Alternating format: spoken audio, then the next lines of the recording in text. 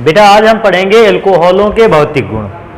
एल्कोहलों में कौन कौन सी फिजिकल प्रॉपर्टी किस बेसिस पे चेंज होती है। अगर मैं भौतिक गुणों में से बात करूं तो मेरे पास पहला भौतिक गुण है अवस्था, कि एल्कोहलों की भौतिक अवस्था क्या होती है, ठोस अवस्था में होते हैं, द्रव अवस्था में होते हैं या गैस अवस्था में होते हैं। तो बेटा मैं आपकी इंफॉर्मेशन के लिए बता दूं, एल्कोहलों में से कार्बन 1 से लेकर कार्बन 3 तक के एल्कोहल द्रव होते हैं, कार्बन 4 से लेकर कार्बन 11 तक के एल्कोहल गाढ़े द्रव होते हैं, और कार्बन 12 या उससे अधिक कार्बन वाले एल्कोहल जो होते हैं ये ठोस अवस्था में पाए जाते हैं। जनरली अगर मैं देखता हूं तो मेरे पास जो ज्यादातर कार्बन कंपाउंड मिलते हैं एल्कोहल फॉर्म में, वो अगर मैं चेक करूं तो लिक्विड स्टेट पे होते हैं, द्रव अवस्था में पाए जाते हैं। अच्छा, कोई भी सब्सटेंस द्रव अवस्था में कब पाया जाता है और कब गैस अवस्था में पाया जाता है, यह डिपेंड करता है उस यौगिक के अणुओं के बीच की दूरी पर। बाय चांस मैंने मान लिया कि मेरे पास कोई एल्कोहल है, उस एल्कोहल को मैंने एक पात्र में भर रखा है, तो जब मैं एल्कोहल को पात्र में भरता हूं मेरे पास बहुत सारे मॉलिक्यूल होते हैं एल्कोहल के जो इस बर्तन के अंदर भरे होते हैं। ये मॉलिक्यूल सब एक दूसरे से कुछ निश्चित डिस्टेंस पर होते हैं। अब बेटा डिस्टेंस के बेसिस पर अगर मैं चेक करूं, अगर कभी मॉलिक्यूल्स के बीच की डिस्टेंस बहुत कम है, अगर मैंने एल्कोहल को लिया और मैंने चेक किया उस एल्कोहल के मॉलिक्यूल के बीच की डिस्टेंस बहुत कम है, अर्थात अंतरा अणुक दूरी जो है, अणुओं के बीच की दूरी बहुत कम है, तो फिर पदार्थ ठोस अवस्था पर रहेगा। यदि किसी भी ठोस या किसी भी कंपाउंड में अगर मॉलिक्यूल्स के बीच की डिस्टेंस अपेक्षाकृत ज्यादा है, अधिक है, तो पदार्थ द्रव अवस्था में होगा, और यदि किसी पदार्थ में मॉलिक्यूल के बीच की डिस्टेंस बहुत ज्यादा है तो फिर वो पदार्थ बेटा गैसीय अवस्था में होगा। तो ये जो मॉलिक्यूलर डिस्टेंस होती है, इस मॉलिक्यूलर डिस्टेंस के बेसिस पे ही पदार्थ अपनी अवस्थाओं को बदल पाता है। मैं दोबारा से रिपीट कर दूं, यदि किसी कंपाउंड के मॉलिक्यूल्स के बीच की डिस्टेंस बहुत ज्यादा है, पदार्थ गैस अवस्था में। यदि किसी कंपाउंड के मॉलिक्यूल के बीच की डिस्टेंस एवरेज है, कम है, तो पदार्थ द्रव अवस्था में। और यदि किसी कंपाउंड के मॉलिक्यूल के बीच की डिस्टेंस बहुत ही कम है, मॉलिक्यूल एक दूसरे से बिल्कुल समीप है, जुड़े हुए रखे हैं बिल्कुल क्लोजली, तो फिर वो पदार्थ ठोस अवस्था में होगा। अब मैं एल्कोहल की बात करता हूं, तो बेटा आप जनरली जितने भी एल्कोहलों को जानते हो, आप किसी भी एल्कोहल की बात करिए, एल्कोहल का जनरल फॉर्म होता है R single bond OH। R single bond OH का मतलब है हमारा इलेक्ट्रोनेगेटिव एटम ऑक्सीजन हाइड्रोजन से डायरेक्टली कनेक्टेड है। इसका मतलब जब मैं एल्कोहल के बहुत सारे मॉलिक्यूल ले लूंगा, बहुत सारे एल्कोहल के मॉलिक्यूल एक पात्र में ले लूंगा, तो एल्कोहल के बहुत सारे मॉलिक्यूल ऑक्सीजन और हाइड्रोजन एक दूसरे से कनेक्ट होने के कारण वे मॉलिक्यूल आपस में हाइड्रोजन बॉन्ड का निर्माण करेंगे। सारे के सारे मॉलिक्यूल एक दूसरे के साथ हाइड्रोजन बॉन्ड बनाएंगे। जब सब मॉलिक्यूल एक दूसरे के साथ हाइड्रोजन बॉन्ड बनाएंगे तो बेटा हाइड्रोजन बॉन्ड सामान्य वैन डर वाल्स बंध से स्ट्रांग होता है, और जब हाइड्रोजन बॉन्ड स्ट्रांग होता है तो हाइड्रोजन बॉन्ड जो होता है इन मॉलिक्यूल्स को एक दूसरे के पास लाने की कोशिश करता है। जब हाइड्रोजन बॉन्ड एक दूसरे के मॉलिक्यूल को पास लाता है तो हमारे एल्कोहल जो होते हैं वो द्रव अवस्था में परिवर्तित हो जाते हैं। लेकिन अगर मैं ऐसे ही किसी समान अणुभार वाले अगर मैं एल्केन की बात करूं, क्योंकि एल्कोहल में हाइड्रोजन बॉन्ड होता है, हाइड्रोजन बॉन्ड के कारण मॉलिक्यूल्स के बीच का अट्रैक्शन ज्यादा हो जाता है, मॉलिक्यूल के अट्रैक्शन ज्यादा होने के कारण ये मॉलिक्यूल एक दूसरे के नजदीक आने लगते हैं। क्योंकि मॉलिक्यूल नजदीक आ जाते हैं, मैंने बताया मॉलिक्यूल नजदीक आ जाने के कारण बेटा ये द्रव अवस्था में होंगे। लेकिन अब मैं बात करूं कि मैं जिस अणुभार वाले एल्कोहल की बात कर रहा हूं, मैं अगर उसी अणुभार वाले एल्केन की बात करूं, तो बेटा एल्केन का मतलब मेथेन, एथेन, प्रोपेन वाले इस श्रेणी में मैं कंपाउंड्स की बात करूं, तो एल्केनों में होता क्या है, हाइड्रोजन बॉन्ड तो पाया जाता नहीं। एल्केनों में अणुओं के मध्य पाया जाता है वैन डर वाल्स फोर्स, और ये वैन डर वाल्स फोर्स जो होता है काफी वीक होता है। क्योंकि वीक होता है, कमजोर होता है, एल्केन्स में मॉलिक्यूल के बीच की डिस्टेंस ज्यादा बनी रहती है। अट्रैक्शन फोर्स वीक होगा तो मॉलिक्यूल्स के बीच की डिस्टेंस ज्यादा रहेगी, और बेटा जब मॉलिक्यूल के बीच की डिस्टेंस ज्यादा रहेगी तो एल्केन्स जो होते हैं वो गैस अवस्था में पाए जाते हैं। तो समान अणुभार वाले मैं एल्केनों की बात करूंगा गैस अवस्था में, बिकॉज इनके बीच की मॉलिक्यूलर डिस्टेंस ज्यादा रहती है। जबकि अल्कोहल की बात आएगी तो हम बताएंगे अल्कोहल में क्योंकि हाइड्रोजन बॉन्ड पाया जाता है, हाइड्रोजन बॉन्ड के पाए जाने के कारण अल्कोहल के मॉलिक्यूल एक दूसरे के नजदीक आते हैं, और क्योंकि एक दूसरे के नजदीक आ जाते हैं अल्कोहल सामान्य रूप से द्रव अवस्था में पाया जाता है। तो अगर कोई मुझसे पूछेगा अल्कोहलों की अवस्था के विषय में मुझे इंफॉर्मेशन चाहिए तो मैं बताऊंगा, क्या बताऊंगा कि अल्कोहलों में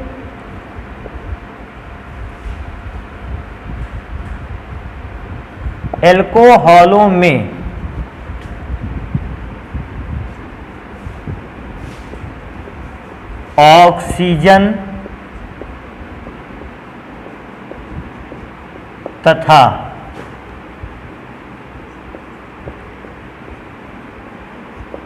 हाइड्रोजन के मध्य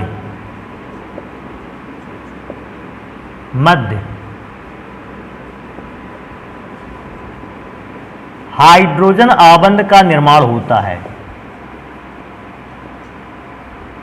हाइड्रोजन आबंध का निर्माण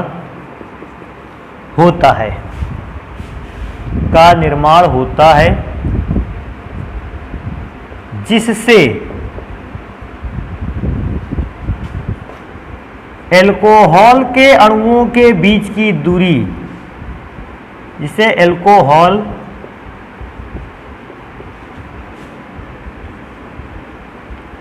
के अणु ऐसा लिख सकते हैं, जिससे अल्कोहल के अणु एक दूसरे को आकर्षित करते हैं,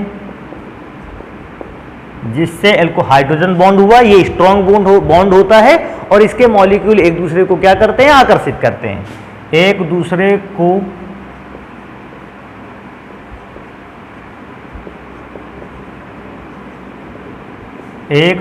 को आकर्षित करते हैं, एक दूसरे को आकर्षित करते हैं। अतः अणुओं के बीच की दूरी,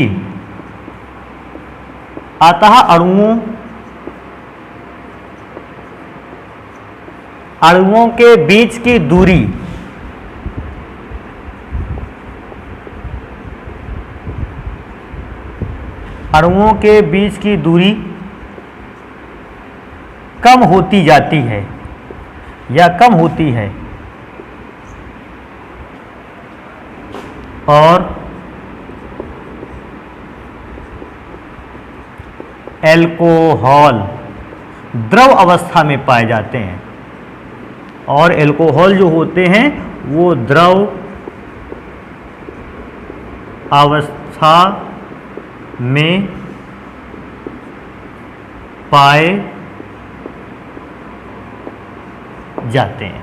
तो बेटा एक सामान्य सी चीज है, मैं इसको बार बार रिपीट कर रहा हूं कि अल्कोहल्स में हो या किसी कंपाउंड में हो, अगर मॉलिक्यूलर डिस्टेंस बढ़ेगी, मॉलिक्यूल्स के बीच की डिस्टेंस बढ़ेगी, तो पदार्थ सबसे पहले गैस अवस्था में, उससे थोड़ी सी डिस्टेंस कम हुई मॉलिक्यूल के बीच की तो द्रव अवस्था में, अगर मॉलिक्यूल के बीच की डिस्टेंस बिल्कुल ही कम है तो पदार्थ भी सॉलिड स्टेट पे आ जाता है। मैं एग्जांपल के थ्रू भी अगर बताने की कोशिश करूं, मेरे पास एक अल्कोहल है, अगर मैं चेक करूं मेथिल अल्कोहल, और मेरे पास एक एल्केन है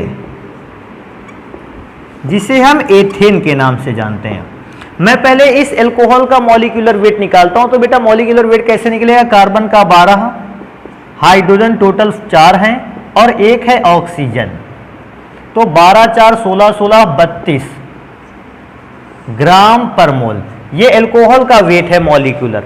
मैं अब इसके मॉलिक्यूलर वेट को निकालता हूं, तो बेटा कार्बन 2 है तो 24, तो यही हो गया, हाइड्रोजन 6 हैं, 24 6 30 ग्राम पर मोल, अब मैं क्या चेक करता हूं कि ये 32 ग्राम पर मोल, इसका मॉलिक्यूलर वेट 30 ग्राम पर मोल, दोनों के मॉलिक्यूलर वेट लगभग समान है, ज्यादा डिफरेंस नहीं है। लेकिन अगर मैं बात करूं तो मेथिल अल्कोहल हमारा पाया जाता है द्रव अवस्था में, जबकि एथेन पाई जाती है गैस अवस्था में। अब दोनों के बीच डिफरेंस क्यों है? मॉलिक्यूलर वेट तो लगभग दोनों का सेम है, तो मॉलिक्यूलर वेट सेम जरूर है दोनों का, लेकिन इसमें क्योंकि मॉलिक्यूल्स के बीच में हाइड्रोजन बॉन्ड पाया जाता है, मेथनॉल में या मेथिल अल्कोहल में मॉलिक्यूल्स के बीच हाइड्रोजन बॉन्ड पाया गया, और हाइड्रोजन बॉन्ड पाए जाने के कारण, क्योंकि हाइड्रोजन बॉन्ड का अट्रैक्शन फोर्स अपेक्षाकृत अधिक होता है, मेथनॉल के मॉलिक्यूल एक दूसरे के नजदीक आ गए, और क्योंकि मेथनॉल के मॉलिक्यूल एक दूसरे के नजदीक आ गए, मॉलिक्यूलर डिस्टेंस घट गई। मॉलिक्यूलर डिस्टेंस घट जाने से पदार्थ द्रव अवस्था में हो गया। लेकिन मैं जब एथेन की बात करता हूं तो बेटा मुझे एथेन में हाइड्रोजन बॉन्ड नहीं मिलता, तो बेटा इसमें मॉलिक्यूल्स के बीच की डिस्टेंस क्या के बीच का फोर्स क्या होगा? तो बेटा इसमें मॉलिक्यूल के बीच का फोर्स होगा वान डर वाल्स फोर्स। वान डर वाल्स फोर्स जो होता है वो बहुत वीक होता है, कमजोर होता है, और क्योंकि वान डर वाल्स फोर्स वीक होता है, कमजोर होता है, दो मॉलिक्यूल हैं, इनके बीच का वान डर वाल्स फोर्स वीक है, तो ये मॉलिक्यूल एक दूसरे से कैसे रहेंगे? डिस्टेंस पे रहेंगे, और क्योंकि ज्यादा डिस्टेंस पे रहेंगे, हमारा एथेन का मॉलिक्यूल कौन सी फॉर्म में रहता है? गैसीय स्टेज पे रहता है, गैसीय अवस्था पर रहता है।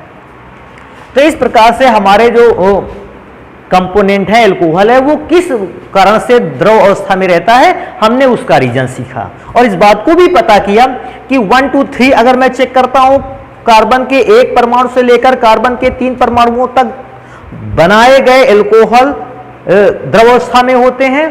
कार्बन 4 से कार्बन अगर 11 तक की मैं बात करता हूं तो जितने भी अल्कोहल बनते हैं ये गाढ़े द्रव होते हैं, जबकि इससे ऊपर के कार्बन वाले अल्कोहल जो होते हैं वो सॉलिड स्टेट पर पाए जाते हैं। तो ये पहला रीजन हो गया जिससे हम अल्कोहल की अवस्था का निर्धारण कर सकते हैं। मैं दूसरी चीज अगर बात करूं तो मेरा लिए सेकंड गुण है, फिजिकल प्रॉपर्टी है विलेयता।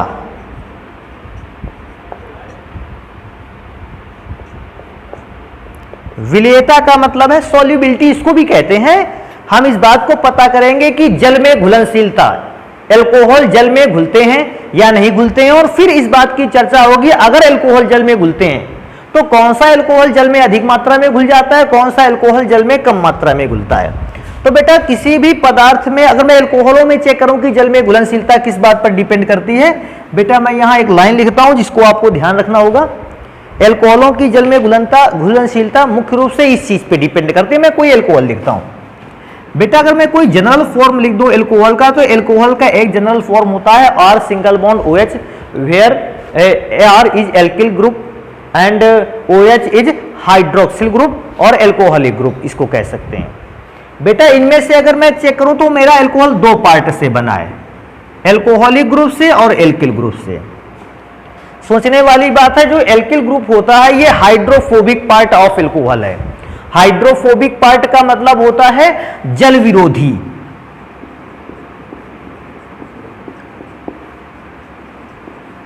आप नाम से ही समझ गए हो कि ये जल का क्या करता है? विरोध।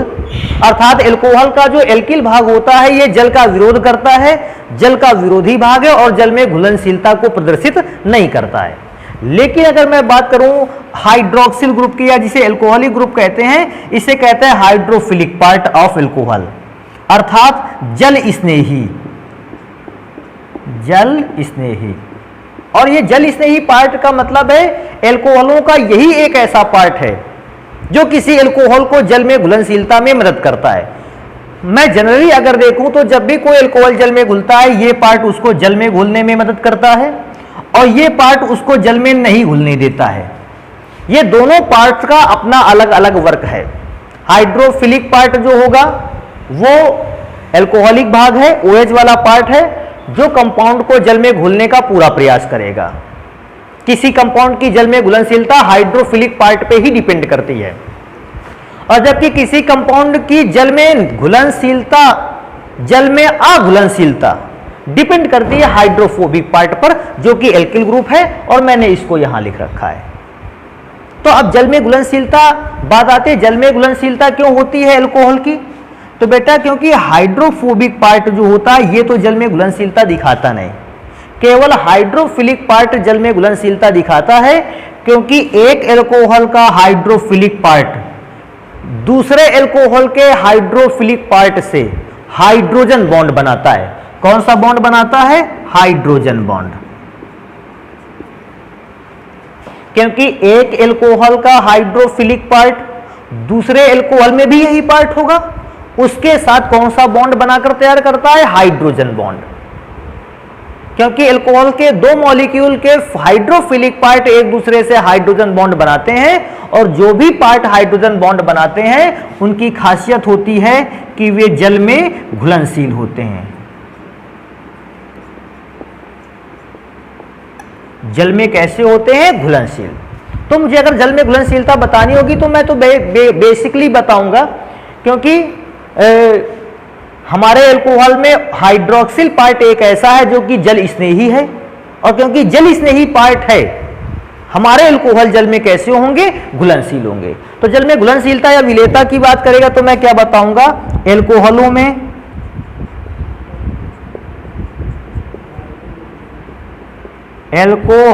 में एल्कोहलिक समूह,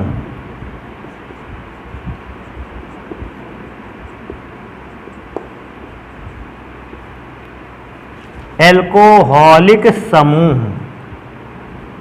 ब्रैकेट के अंदर सिंगल बॉन्ड OH पाया जाता है जो कि जल स्नेही समूह है, जो कि जल स्नेही समूह है। अतः जल स्नेही समूह के पाए जाने के कारण, जल स्नेही समूह के पाए जाने के कारण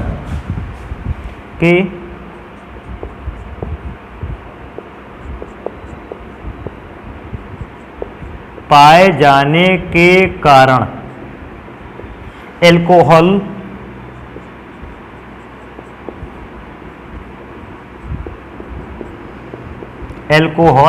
जल में घुलनशील होते हैं।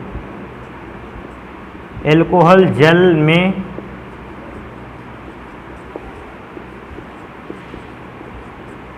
घुलनशील होते हैं। तो एल्कोहलों की जल में घुलनशीलता पाई जाती है क्योंकि उसमें एल्कोहलिक समूह जो होता है वो जल स्नेही होता है और हाइड्रोजन बॉन्ड बनाने का कार्य करता है। हाइड्रोजन बॉन्ड बनाए जाने के कारण ये कंपाउंड जल में घुलनशील होता है। तो मैं अगर दो चार एल्कोहलों का कंपेयर करूं, मैं फर्स्ट नंबर पर अगर दो चार एल्कोहलों का कंपेयर करूं, मेरा पहला एल्कोहल है मेथिल एल्कोहल। सेकेंड एल्कोहल को मैंने लिखा एथिल एल्कोहल। एथिल एल्कोहल को ऐसे भी लिख सकते हैं CH3CH2 सिंगल बॉन्ड OH। तीसरा एल्कोहल अगर मैं लिखूं तो मेरे पास एक और है प्रोपिल एल्कोहल CH3CH2CH2OH।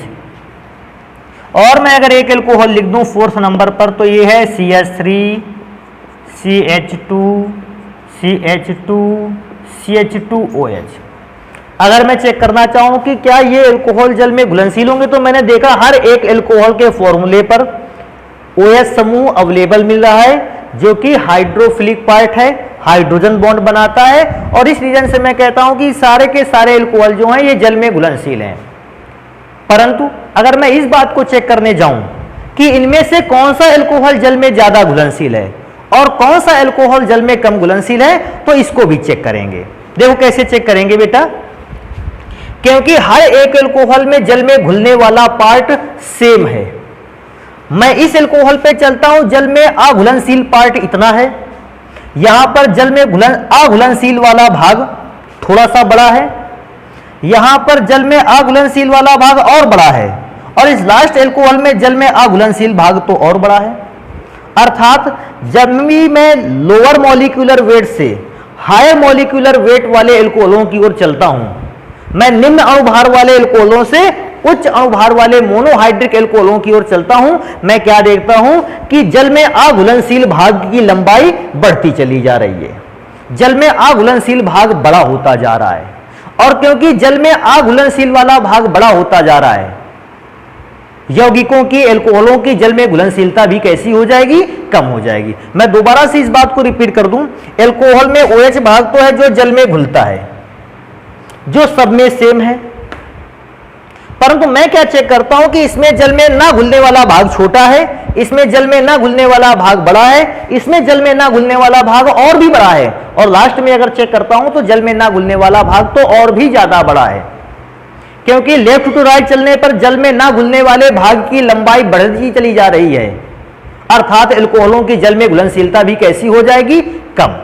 तो मैं इसको बताऊंगा अगर मेरे पास क्वेश्चन आ जाता है कि क्या कारण है कि एल्कोहलों को अणुभार के बढ़ते क्रम में लिखा जाए, मोनोहाइड्रिक एल्कोहलों को अणुभार के बढ़ते क्रम में लिखा जाए तो उनकी जल में घुलनशीलता पर क्या प्रभाव पड़ता है, तो मैं उसका आंसर दूंगा कि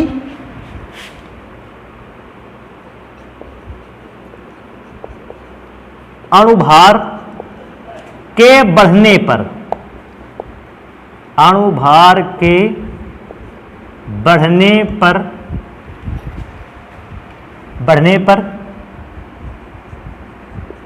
एल्कोहलों में जल विरोधी, एल्कोहलों में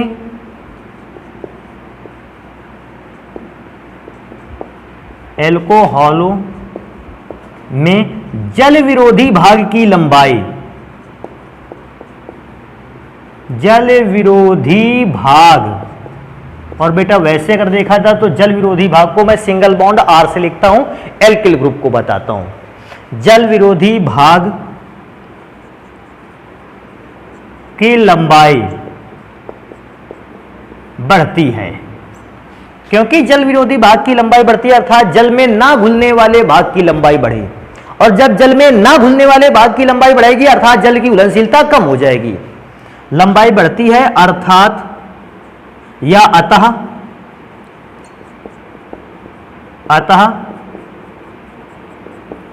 एल्कोहलों की जल में घुलनशीलता कम होने लगती है, जल में घुलनशीलता कम होने लगती है।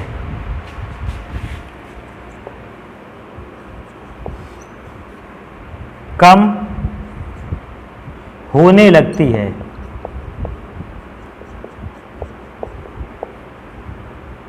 और इसी बेसिस पर मेथनॉल की जल में घुलनशीलता सबसे ज्यादा, उससे कम एथनॉल जल में घुलता है, प्रोपेनॉल उससे भी कम में जल में घुलता है, और ब्यूटेनॉल तो उससे भी कम जल में घुलता है। और बेटा अगर आप हायर मॉलिक्यूलर वेट वाले एल्कोहलों की ओर जाओगे तो एक समय ऐसा आ जाएगा जब जल में ना घुलने वाला पार्ट बहुत बड़ा हो जाएगा, और जल में ना घुलने वाला जब पार्ट बहुत बड़ा हो जाता है अल्कोहल की जल में घुलनशीलता समाप्त हो जाती है। हम कह देते हैं कि ये अल्कोहल जल में घुलने वाला नहीं है। तो लोअर मॉलिक्यूलर वेट वाले जितने भी अल्कोहल हैं वो ज्यादा डिसॉल्व हो जाते हैं वाटर पे, लेकिन जितना ही हायर मॉलिक्यूलर वेट वाले आप एल्कोहलों की बात करोगे, हायर मॉलिक्यूलर वेट वाले एल्कोहल जो होते हैं जल में कम घुलनशीलता को शो करते हैं। एक और चीज है सबसे इंपॉर्टेंट चीज कि अगर मेरे पास दो एल्कोहल लिखे हुए हैं, नीचे लिखता हूं मैं, मेरे पास बी पार्ट पर दो एल्कोहल हैं, या बेटा मैं एक काम करता हूं अवस्था वाले पार्ट को मिटा देता हूं, फिर वहां समझते हैं कि मैं क्या बताना चाहता हूं।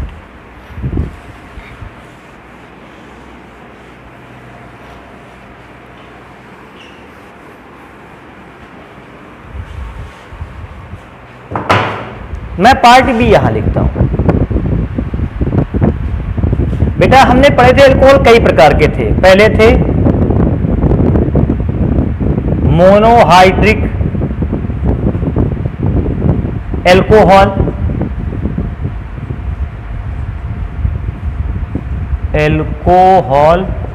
अगर मैं दूसरा चेक करता हूं तो मेरे पास था डाई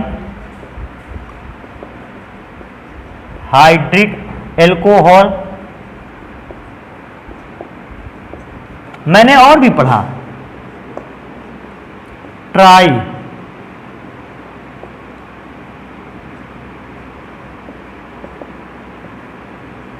हाइड्रिक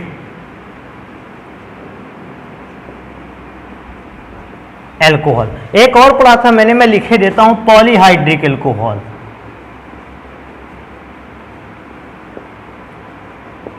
पॉलीहाइड्रिक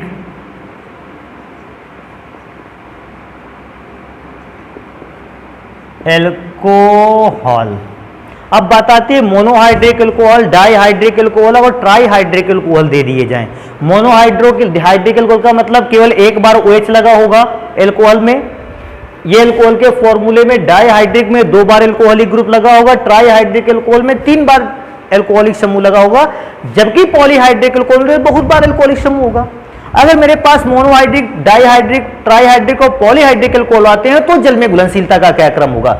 बेटा बड़े आसान से समझ लेते हैं कि मोनोहाइड्रिक एल्कोहलों की जल में घुलनशीलता कम होगी, उससे ज्यादा जल में घुलनशीलता डाईहाइड्रिक एल्कोहल की, और उससे भी ज्यादा जल में घुलनशीलता ट्राईहाइड्रिक एल्कोहल की, और उससे भी ज्यादा जल में घुलनशीलता किसकी होगी? पॉलीहाइड्रिक एल्कोहल की। इसको बेटा समझते भी हैं एक एग्जाम्पल से।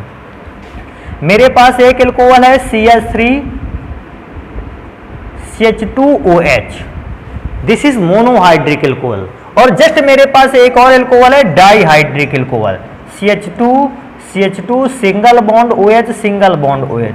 ये मोनोहाइड्रिक एल्कोहल, ये डाईहाइड्रिक एल्कोहल। अगर मैं इन दोनों एल्कोहल की कंपेयर करूं, आप आसानी से जानते हो इसमें जल में घुलनशीलता का पार्ट ये है और इसमें जल में घुलनशीलता वाला भाग ये है। आपसे जब पूछा जाएगा जल में घुलनशीलता वाला भाग किसमें ज्यादा है, आप देख के बता दो, कहोगे सर जी डाईहाइड्रिक एल्कोहल जो है इसमें तो जल में घुलनशीलता वाला भाग ज्यादा है, हाइड्रोजन बॉन्ड वाला पार्ट ज्यादा है। तो क्योंकि हाइड्रोजन बॉन्ड वाला पार्ट ज्यादा है बेटा, डाईहाइड्रिक एल्कोहल जो होते हैं वो ज्यादा सोल्यूबल होते हैं वाटर पर, अगर मैं उनकी कंपेयर मोनोहाइड्रिक एल्कोहल से करूं। तो मैं दोबारा से आपको रिपीट कर दूं, क्योंकि डाईहाइड्रिक एल्कोहलों में हाइड्रोफिलिक पार्ट, एल्कोहलिक समूह वाला भाग ज्यादा होता है, अधिक संख्या में होता है, इसलिए डाईहाइड्रिक एल्कोहल जल में अधिक घुलनशील होते हैं। और उसकी तुलना में मोनोहाइड्रिक एल्कोहल की मैं बात करूं उतने ही कार्बन एटम वाले पर, तो क्योंकि मोनोहाइड्रिक एल्कोहलों में हाइड्रोफिलिक पार्ट, एल्कोहलिक समूह भाग या हाइड्रोजन बॉन्डेड पार्ट की लंबाई कम होती है, ये अपेक्षाकृत छोटे होते हैं। क्योंकि अपेक्षाकृत छोटे हैं, इनकी बेटा जल में घुलनशीलता कम होती है। अभी मैं क्या सोचता हूं, मेरे पास अगर कभी कंपेयर आ गया, ऐसा कुछ आ गया, मेरे पास एक कंपाउंड लिखा है CH3CH2OH, मेरे पास लिखा हुआ है दूसरा CH3CH2OH, और बेटा मेरे पास एक एल्कोहल दिया है CH2OH, दिस यहां पर भी OH बेटा, यहां पर भी OH, this is monohydric alcohol, dihydric alcohol and trihydric alcohol. अब मैं पूछता हूं कि जल में कौन सा ज्यादा घुलेगा? तो बेटा जल में ना घुलने वाला पार्ट इसमें भी बराबर, इसमें भी और इसमें भी, तीनों में बराबर। तो ना घुलने वाला पार्ट तो तीनों में सेम है। इसमें ये जल में घुलने वाला पार्ट है, इसमें जल में घुलने वाला पार्ट बढ़ गया थोड़ा सा, और इसमें तो जल में घुलने वाला पार्ट सबसे ज्यादा है, क्योंकि तीसरे वाले पर जल में घुलने वाला पार्ट सबसे ज्यादा है। Trihydric alcohol is more soluble in water than monohydric alcohol and dihydric alcohol. Trihydric alcohol सबसे ज्यादा घुलेगा जल में, डाईहाइड्रिक एल्कोहल उससे कम घुलेगा, और मोनोहाइड्रिक एल्कोहल की जल में घुलनशीलता बेटा सबसे कम होगी। ये हो गया मोनोहाइड्रिक, डाईहाइड्रिक और ट्राईहाइड्रिक एल्कोहलों की जल में घुलनशीलता। भौतिक गुणों में अगर मैं चेक करना चाहूं तो मेरे पास एक और भौतिक गुण आता है, एल्कोहलों के क्वथनांक का निर्धारण। कौन से एल्कोहल का क्वथनांक अधिक होगा और किस प्रकार से एल्कोहलों का क्वथनांक कम होगा, मैं इस बात को चेक करता हूं नेक्स्ट भौतिक गुण में। तो बेटा मैं इस लिखे हुए सारी चीजों को मिटा देता हूं, फिर बात करते हैं कि क्वथनांक किस बात पे डिपेंड करेगा।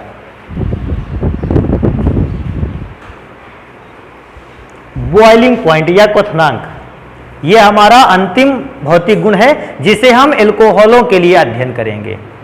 तो बेटा मैं सबसे पहले बात करूंगा कि क्वथनांक पर जब कोई भी हमारा केमिकल कंपाउंड क्वथनांक पर, बॉइलिंग पॉइंट पर पहुंच जाता है, उस केमिकल कंपाउंड पर क्या चेंज होता है, उसके मॉलिक्यूल के अरेंजमेंट पर क्या चेंज आता है, मैं उस चीज को पढ़ूंगा। कैसे पढ़ूंगा कि हमारे पास एक पात्र है और इस पात्र में मैंने एल्कोहल्स के बहुत सारे मॉलिक्यूल्स को क्योंकि लिक्विड फेज में होता है अल्कोहल मॉलिक्यूल्स की जो अरेंजमेंट है कोई डेफिनेट तो है नहीं कि एक निश्चित पैटर्न पे है, अनिश्चित पैटर्न पर, लेकिन एक दूसरे के साथ हाइड्रोजन बॉन्ड के द्वारा कनेक्ट रहते हैं।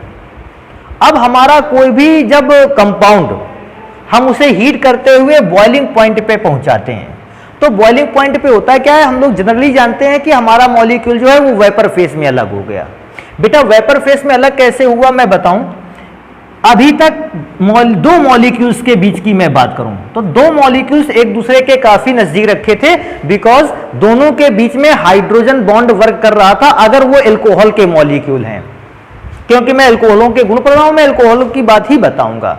एल्कोहल के अगर दो मॉलिक्यूल एक दूसरे के नजदीक हैं, क्यों नजदीक हैं? क्योंकि उनके बीच हाइड्रोजन बॉन्ड वर्क कर रहा है, और ये हाइड्रोजन बॉन्ड जो होता है ये क्योंकि स्ट्रॉन्ग बॉन्ड है, ये मॉलिक्यूल्स को एक दूसरे के क्लोज रखता है, एक दूसरे के नजदीक रखता है। जब हम हीट करते हैं, टेम्परेचर देते हैं, तो मॉलिक्यूल्स को एनर्जी मिलती है, और जब मॉलिक्यूल को एनर्जी मिलती है तो मॉलिक्यूल एनर्जी पाकर अपने बीच बने हाइड्रोजन बॉन्ड को वीक करते हैं, कमजोर करते हैं। और जैसे ही ये हाइड्रोजन बॉन्ड वीक होता है, कमजोर होता है, ब्रेक हो जाता है, टूट जाता है, मॉलिक्यूल एक दूसरे से ज्यादा दूरी पर आ गए। क्योंकि मॉलिक्यूल हाइड्रोजन बॉन्ड को ब्रेक करते हुए ज्यादा दूरी पर आ गए।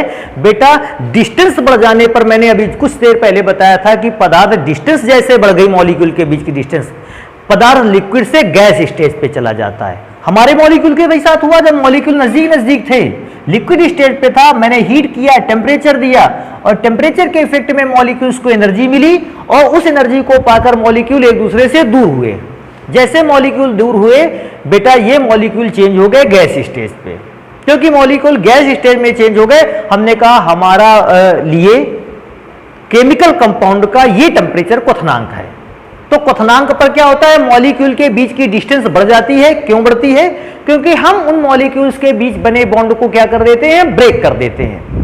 और ब्रेक करने से जैसे मॉलिक्यूल के बीच की डिस्टेंस बढ़ी, मॉलिक्यूल वेपर फेस में आ गया, और हमने कहा कि ये टेम्परेचर जिस पर मॉलिक्यूल वेपर फेस में आ गए हैं, ये टेम्परेचर कहलाता है क्वथनांक। तो मैं बात करूंगा कि एल्कोहलों का क्वथनांक, लेकिन एल्कोहलों के क्वथनांक में मैं अगर चेक करूं, क्योंकि एल्कोहलों में हाइड्रोजन बॉन्ड पाया जाता है, टेम्परेचर देकर मॉलिक्यूल्स को एक दूसरे से अलग करना कठिन होता है। अर्थात मॉलिक्यूल को एक दूसरे से अलग करने के लिए एक हाई टेम्परेचर की जरूरत पड़ती है, और क्योंकि हाई टेम्परेचर की आवश्यकता पड़ती है, हाई टेम्परेचर के कारण एल्कोहलों के क्वथनांक कैसे होते हैं, जनरली अगर मैं देखता हूं अधिक होते हैं। तो मैं यहां लिखूंगा कि क्या लिखूंगा कि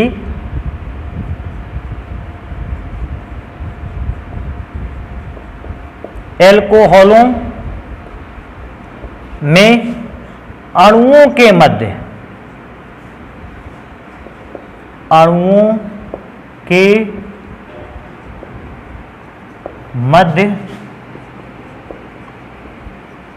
हाइड्रोजन बॉन्ड पाए जाने के कारण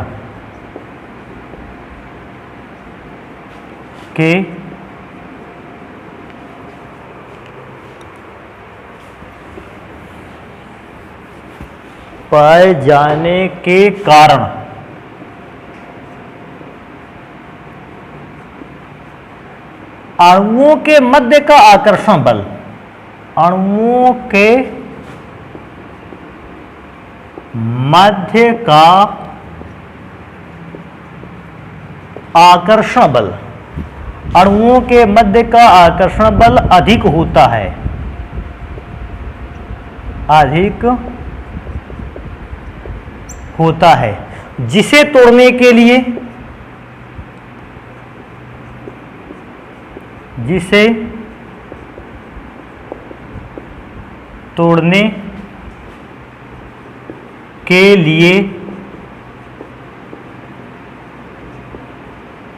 अणुओं को उच्च ताप की आवश्यकता होती है। अणुओं को उच्च ताप की आवश्यकता होती है, उच्च ताप की आवश्यकता होती है। आवश्यकता होती है, क्योंकि एक हाई टेम्परेचर की जरूरत होती है। हाई टेम्परेचर होने के कारण हम कहते हैं कि क्वथनांक अधिक होते हैं।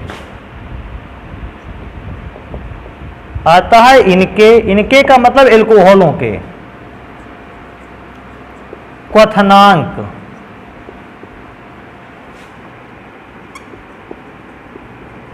उच्च होते हैं। अगर मैं मेथेन की कंपेयर मेथेनॉल से करूंगा तो मेथेनॉल एल्कोहल है, क्योंकि इसका जैसे कि मेरे पास एथेन है, मेथेन से कंपेयर करते हैं और मेथेनॉल का कंपेयर कर देता हूं, तो बेटा इनमें से दोनों में से क्वथनांक देखा जाएगा तो मेथेनॉल का क्वथनांक ज्यादा है, एथेन का क्वथनांक कम है, जबकि दोनों का मॉलिक्यूलर वेट लगभग सेम है। इसका 32 ग्राम पर मोल, इसका 30 ग्राम पर मोल, लगभग मॉलिक्यूलर वेट सेम है। लेकिन क्योंकि इसमें हाइड्रोजन बॉन्ड पाया जा रहा है, स्ट्रॉन्ग बॉन्ड पाया जा रहा है, हमें उस बॉन्ड को तोड़ने में ज्यादा एनर्जी लगती है। और ज्यादा एनर्जी कैसे देते हैं? ज्यादा टेम्परेचर देते हुए। इसके बॉन्ड को तोड़ने के लिए ज्यादा टेम्परेचर देना पड़ा, इसलिए इसका क्वथनांक ज्यादा है। अगर मैं वही एथेन में करूंगा तो एथेन के मॉलिक्यूल के बीच में वान डर वाल्स फोर्स होता है, वान डर वाल्स फोर्स पाया जाता है। ये वान डर वाल्स फोर्स अपने आप में वीक होता है, थोड़ा सा ही टेम्परेचर दिया, ये बॉन्ड वीक टूट गया। और क्योंकि थोड़े से ही टेम्परेचर पे बॉन्ड टूट गया, मैं कहूंगा एथेन का जो क्वथनांक होता है वो बहुत कम होता है। तो क्वथनांक अगर मैं देखूं तो मेनली डिपेंड करता है मॉलिक्यूल्स के बीच बने बॉन्ड के टाइप पर। मॉलिक्यूल्स के बीच का बॉन्ड जितना ज्यादा स्ट्रॉन्ग उतना ही अधिक क्वथनांक, और मॉलिक्यूल के बीच का बॉन्ड जितना ही वीक क्वथनांक उतना ही कम। लेकिन बेटा मैं अगर अल्कोहलों के क्वथनांक पढ़ूं तो मैं क्या चेक करूंगा कि अगर मेरे पास मेथनॉल है, मेरे पास दूसरा केमिकल है एथेनॉल, और मेरे पास तीसरा केमिकल है प्रोपेनॉल, थर्ड नंबर पर प्रोपेनॉल, सेकेंड नंबर पर मेथनॉल, फर्स्ट नंबर पर मेथेनॉल। मैं चेक करूं तो देखो एक सबसे बड़ी बात बताऊं, इसमें जो एल्कोहल होगा वो मॉलिक्यूलर बॉन्ड, हाइड्रोजन बॉन्ड तो बनेगा, हाइड्रोजन बॉन्ड तो बनाएगा ही मॉलिक बॉन्ड को, लेकिन साथ में ये वाला ग्रुप जो होगा ये वान डर वाल्स फोर्स बनाएगा। अगर मैं सभी एल्कोहलों को चेक करूं, ये भी हाइड्रोजन बॉन्ड बनाएगा, ये भी हाइड्रोजन बॉन्ड बनाएगा, ये भी हाइड्रोजन बॉन्ड बनाएगा, क्योंकि तीनों हाइड्रोजन बॉन्ड का निर्माण करेंगे। हाइड्रोजन बॉन्ड की स्ट्रेंथ, क्षमता, आकर्षण बल तो बराबर होगी। लेकिन मैं अगर इस पार्ट की बात करूं, एल्किल ग्रुप की बात करूं, यहां एल्किल ग्रुप छोटा है, एल्किल ग्रुप जो मॉलिक्यूल के बीच में वान डर वाल्स फोर्स बनाएगा वो कम होगा। इस पे एल्किल ग्रुप बड़ा है, इसका वान डर वाल्स फोर्स और अधिक होगा। इसका एल्किल ग्रुप बड़ा है, इसका वान डर वाल्स फोर्स और बड़ा अधिक होगा। एल्कोहल के हिसाब से तो मॉलिक्यूल के बीच का बॉन्ड जो है वो सेम है, बराबर स्ट्रेंथ का है, लेकिन एल्किल ग्रुप के हिसाब से प्रोपेनॉल का जो बॉन्ड है वो और भी स्ट्रॉन्ग है, प्रोपेनॉल का क्वथनांक भी अधिक होगा। उससे कम क्वथनांक किसका होगा? एथेनॉल का, और उससे भी कम क्वथनांक होगा मेथनॉल का। तो मैं एक और चीज लिखूंगा कि अगर एल्कोहलों को अणुभार के बढ़ते क्रम में लिखा जाए तो क्वथनांक के मान भी क्या होते हैं? बढ़ते हैं। तो मेरे पास पार्ट ए पर मैं थोड़ी सी चीजों को लिखूंगा कि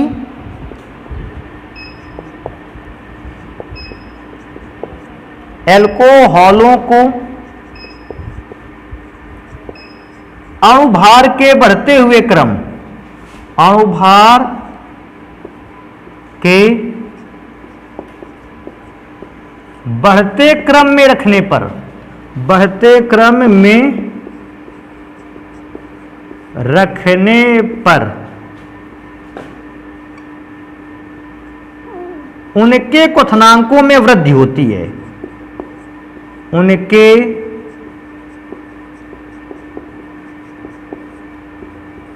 क्वथनांकों में वृद्धि होती है। तो पार्ट ए हो गया। पार्ट बी भी बेटा एक इसमें, लेकिन उसके पहले हम एग्जाम्पल को समझेंगे। ये सारे के सारे प्राइमरी एल्कोहल थे। अब मैं प्राइमरी और टर्सरी और सेकेंडरी एल्कोहलों का भी कंपेयर करूंगा। मेरे पास एक प्राइमरी एल्कोहल है, CH3 CH2 CH2 CH2OH, ये प्राइमरी एल्कोहल है। मैं एक सेकेंडरी एल्कोहल बनाता हूं CH3 CH2 CHOH CH3। मैं एक इसी का टर्सरी एल्कोहल बना के दिखाता हूं CH3 single bond CH3 single bond CH3 C single bond OH। तो अगर मैं चेक करता हूं मेरे पास सेम मॉलिक्यूलर वेट का प्राथमिक, जितना मॉलिक्यूलर वेट इस एल्कोहल का है उतना ही मॉलिक्यूलर वेट इस एल्कोहल का, उतना ही मॉलिक्यूलर वेट तीसरे वाले एल्कोहल का है। सेम संख्या में तीनों में कार्बन, तीनों में सेम संख्या में हाइड्रोजन, सेम संख्या में ऑक्सीजन। अब बात आती है, अगर तीनों में कार्बन परमाणुओं की संख्या, हाइड्रोजन परमाणुओं की संख्या और ऑक्सीजन परमाणुओं की संख्या सेम है, तो क्या तीनों एल्कोहलों का क्वथनांक सेम होगा या एल्कोहल चेंज होगा? तो बेटा देखो मैं क्या बताऊं, अभी मैं इस एल्कोहलों की सीरीज को पढ़ रहा था, मैं उस पे चलूंगा। ये एल्किल भाग छोटा है। एल्किल भाग छोटा होने का मतलब इसका सरफेस एरिया, पृष्ठीय क्षेत्रफल कम है। ये एल्किल भाग थोड़ा सा बड़ा है, पृष्ठीय क्षेत्रफल ज्यादा है। ये एल्किल भाग और बड़ा है, पृष्ठीय भाग और बड़ा हो गया, अर्थात पृष्ठीय क्षेत्रफल और बढ़ गया। और जैसे ही पृष्ठीय क्षेत्रफल बढ़ता चला गया है, क्वथनांक भी बढ़ा है। जैसे जैसे एल्कोहलों का पृष्ठीय क्षेत्रफल बढ़ता है, उनके क्वथनांक भी बढ़ते हैं। अभी मैं चेक करता हूं, इस एल्कोहल का पृष्ठीय क्षेत्रफल काफी बड़ा है। अब मैं इस एल्कोहल के पृष्ठीय क्षेत्रफल को देख लिया, अब मैं इस एल्कोहल के पृष्ठीय क्षेत्रफल को देखूंगा, पृष्ठीय क्षेत्रफल छोटा है, ये ज्यादा बड़ा था, उसका पृष्ठीय क्षेत्रफल और छोटा हो गया। अब मैं इस एल्कोहल की बात करूंगा तो इसका पृष्ठीय क्षेत्रफल और भी कम। तो जैसे जैसे पृष्ठीय क्षेत्रफल में कमी आती जा रही है, पृष्ठीय क्षेत्रफल बड़ा था फिर छोटा हुआ और छोटा हुआ, तो पृष्ठीय क्षेत्रफल क्योंकि लगातार कम होता चला जा रहा है, एल्कोहल का क्वथनांक भी कम होगा। तो जो प्राइमरी एल्कोहल होते हैं इनका बॉइलिंग पॉइंट सबसे ज्यादा होता है, द्वितीयक एल्कोहलों का बॉइलिंग पॉइंट उससे कम और सबसे कम होता है तृतीयक एल्कोहलों का। टर्सरी एल्कोहल जो होते हैं सबसे लो बॉइलिंग पॉइंट रखते हैं, बिकॉज ऑफ क्योंकि उनका सरफेस एरिया सबसे कम होता है। तो मैं इस बात को भी लिखना चाहूंगा कि एल्कोहलों का पृष्ठीय क्षेत्रफल जितना अधिक होता है उनके क्वथनांक उतने ही उच्च होते हैं। तो बी पार्ट को थोड़ा सा ऊपर डालते हैं, यहां लिखते हैं, क्या लिखेंगे?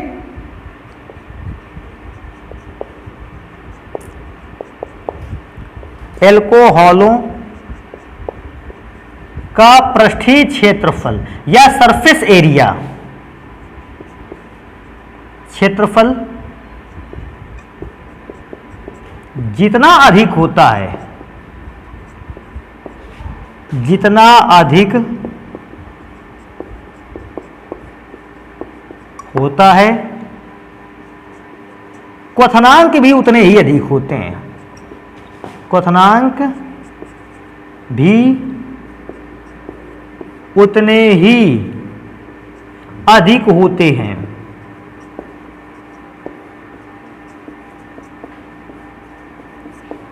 उतना ही क्वथनांक हाई होता है जितना ज्यादा पृष्ठीय क्षेत्रफल है, क्योंकि प्राइमरी एल्कोहलों का पृष्ठीय क्षेत्रफल काफी बड़ा होता है, काफी अधिक होता है, क्वथनांक ज्यादा।